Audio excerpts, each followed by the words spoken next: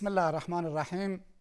الحمد لله رب العالمین والصلاة والسلام علی سید الانبیاء والمرسلین محمد و علی آله و صحبه اجمعین. اما بعد، بینندگان بسیار عزیز و گرامی، السلام علیکم و رحمت الله و برکاته.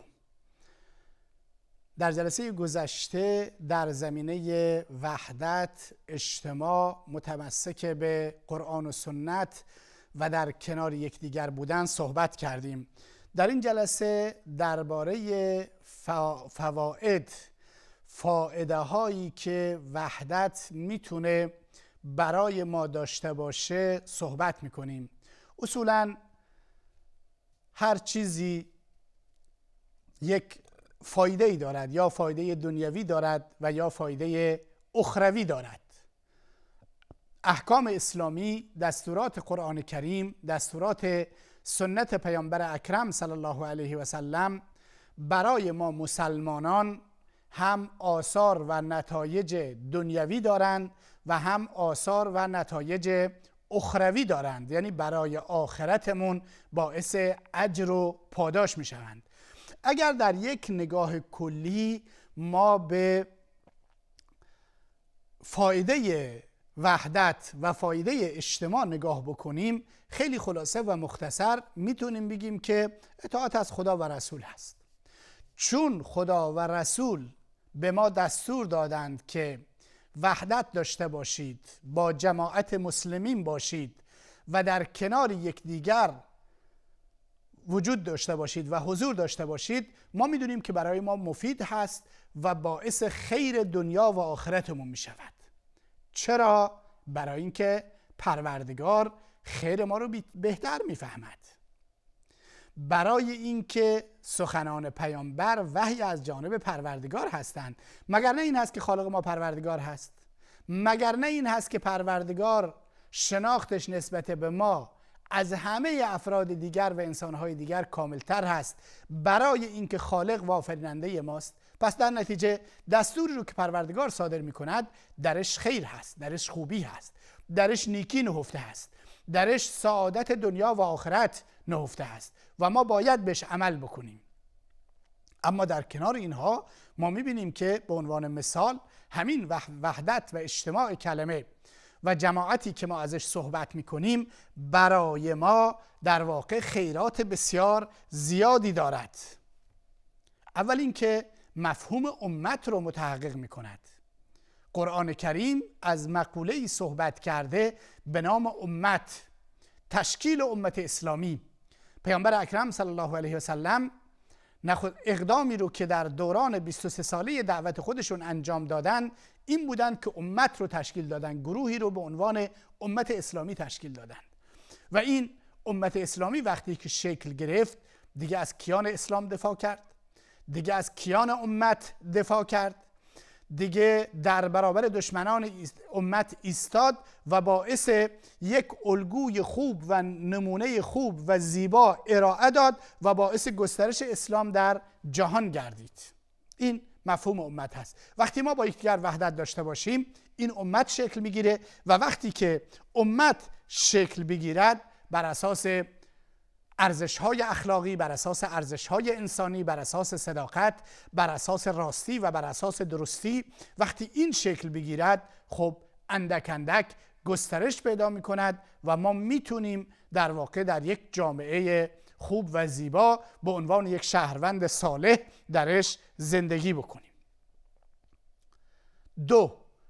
دومین نتیجه و فایده‌ای که وحدت و اجتماع به ما میدهد این هست که به ما کمک میکند تا در برابر چالش هایی که وجود دارد، مشکلاتی که باش مواجه هستیم، بتونیم در برابر اونها قرار بگیریم و پیروز و موفق بشیم. امروز جوامع بشری، امت اسلامی، کشورهای مسلمان با چالش های مختلفی روبرو هستند.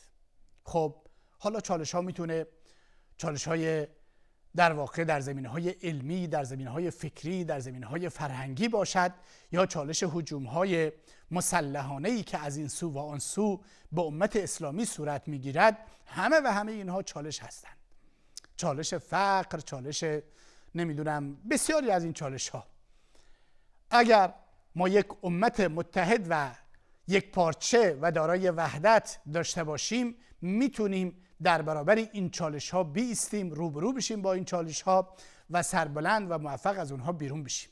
اما اگر این گونه نباشد، پیروزی و موفقیتمون دچار ایراد میشه و این اون چیزی است که امروز امت اسلامی به علت پراکندگی ازش رنج میبره. این اون چیزی که باید سعی بکنیم ما در زندگیمون گام‌هایی برداریم، حرکت‌هایی رو انجام بدیم که باعث وحدت و یک پارچگی امت اسلامی بشود و از هر گام و حرکتی که باعث جدایی و دوری امت اسلامی از یکدیگر و فاصله گرفتن مسلمان‌ها با یکدیگر می‌شود، از اون حرکت خودداری بکنیم. وقتی وحدت داشته باشیم می‌توانیم یک نمونه اسلامی زیبا ارائه بدیم. امروز دنیا هر یکی جامعه خودش رو ارائه میده. مارکسیست میگه ببینید این جامعه مارکسیستی است و خوب و زیباست و مردم باید ازش اطاعت بکنند. جوامع غربی، جوامع شرقی، هر یکی که دارای دینی، دارای مذهبی، دارای مکتبی، چه مکتب ساخت بشر و چه مکتب الهی تحریف شده‌ای باشد، کالا و متاع خودش رو از خلال یک امت، یک تشکیلات، یک حکومت، یک برنامه ارائه میده و میگه ما این هستیم. وقتی امت اسلامی وحدت داشته باشد میتونه این بگه آقا ما این هستیم. میخواهید بدونید که ما چه میخواهیم؟ به این کشور نگاه بکنید، به امت اسلامی نگاه بکنید، به این جامعه نگاه بکنید که ما تشکیل دادیم. در نتیجه مردم خود به خود در واقع به سوی اسلام و دین تشویق میشن. کاری که باز هم تکرار میکنم نبی اکرم صلی الله علیه و آله و سلم انجام دادند. وقتی امت شکل بگیرد از خلال وحدت و از خلال اجتماع و امتی که خودش دارای تمدن هست، دارای اخلاق هست، دارای قوانین و مقررات هست، دارای مسائل بسیار زیادی است، وقتی این شکل بگیرد دیگه مانع این می شود که ما از تمدن‌های دیگر، از فرهنگ‌های دیگر پیروی بکنیم، تحت تأثیر اونها و به اون سمت و سو بریم.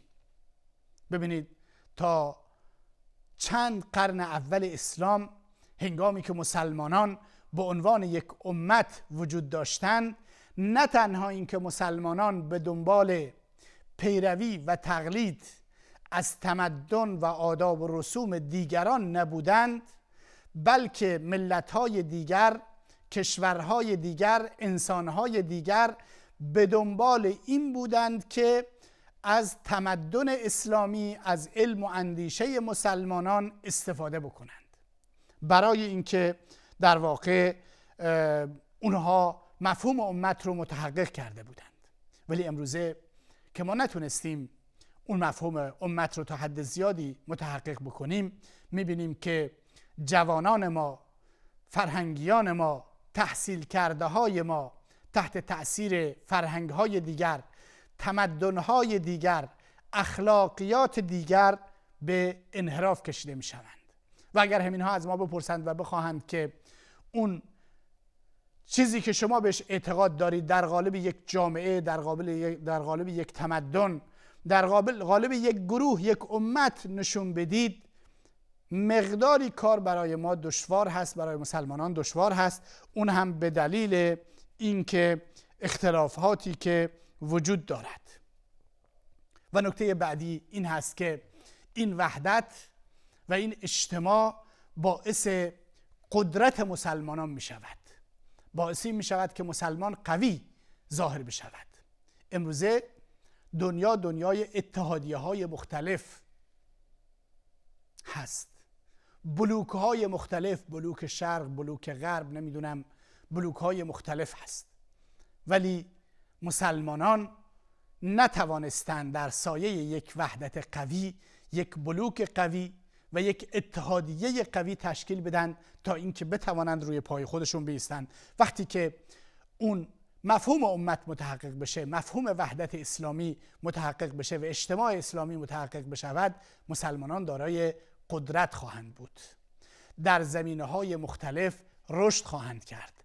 توانایی های خودشون رو در کنار یکدیگر میگذارند و از این توانایی ها استفاده بهینه برای رشد و پیشرفت جوامع و جامعه بشری و جامعه انسانی میتونن عرضه بدهند.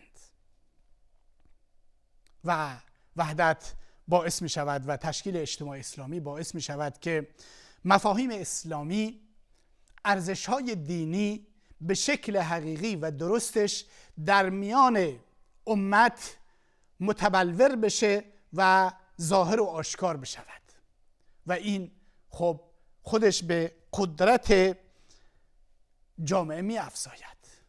شما ببینید، ما اگر مثالی رو بزنیم، در جوامع اسلامی گذشته اخلاق در اوج خودش موج میزد. مسلمانان برای تجارت به مالزی رفتند، به اندونزی رفتند، به فیلیپین رفتند، به خاور دور، به مشرق دور رفتند برای تجارت. اونجا وقتی که این مسلمانان برای تجارت می رفتند، نه تنها این که کار داد و ستد رو انجام می دادند، بلکه چون از یک جامعه اسلامی و از امت اسلامی با ارزش‌های اسلامی برخواسته با ارزش‌های اسلامی بودند، سفیر و پیک اسلام در اون منطقه شمرده می‌شدند. و وقتی که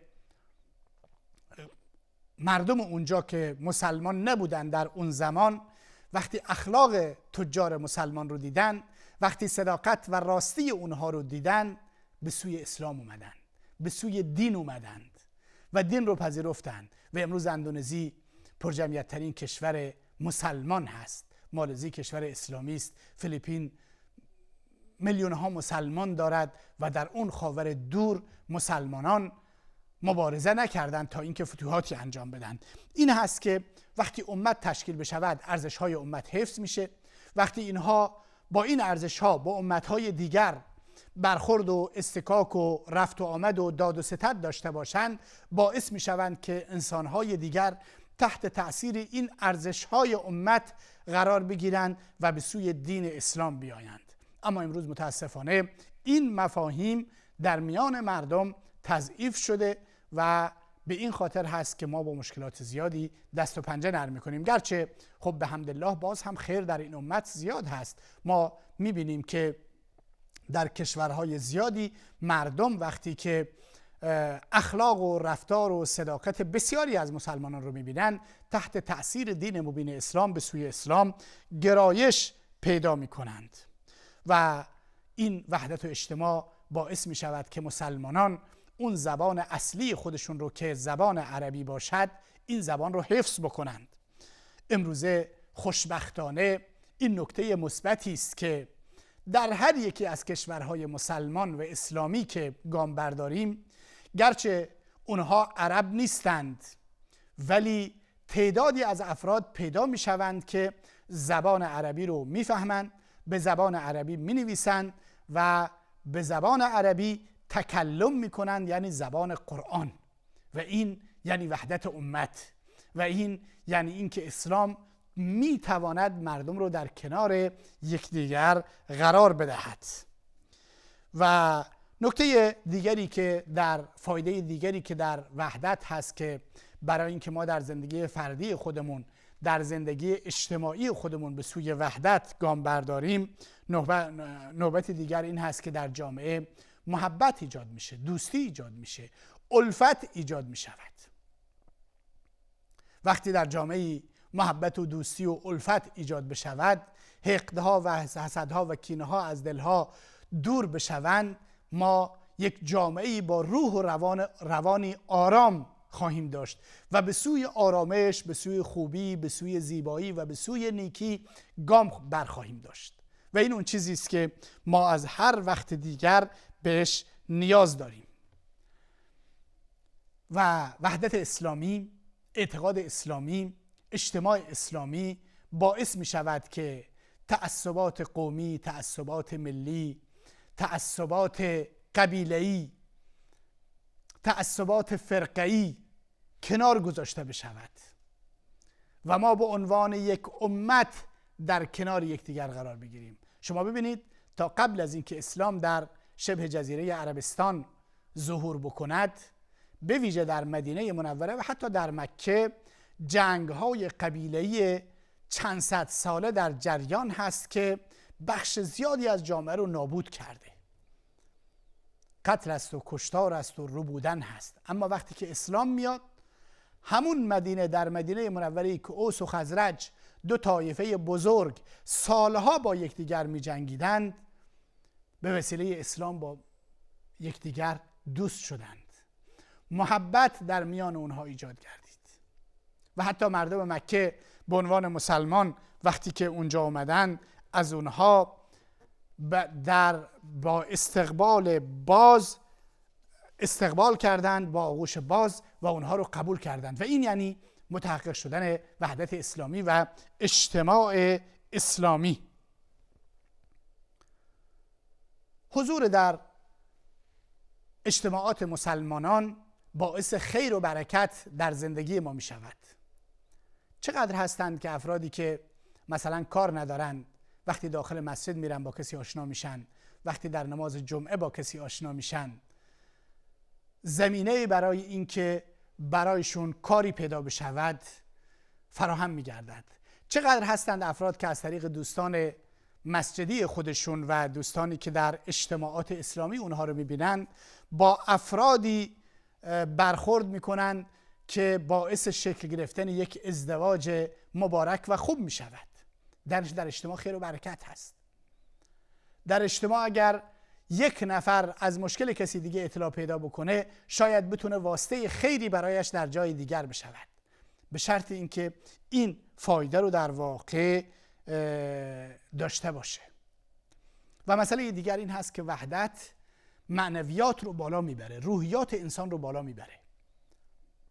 شما ببینید وقتی ما در نمازهای جماعت شرکت بکنیم و ببینیم که مساجد پر هستن، رونق دارن، روحیه میگیریم، میگیم الحمدلله دین الهی زنده هست.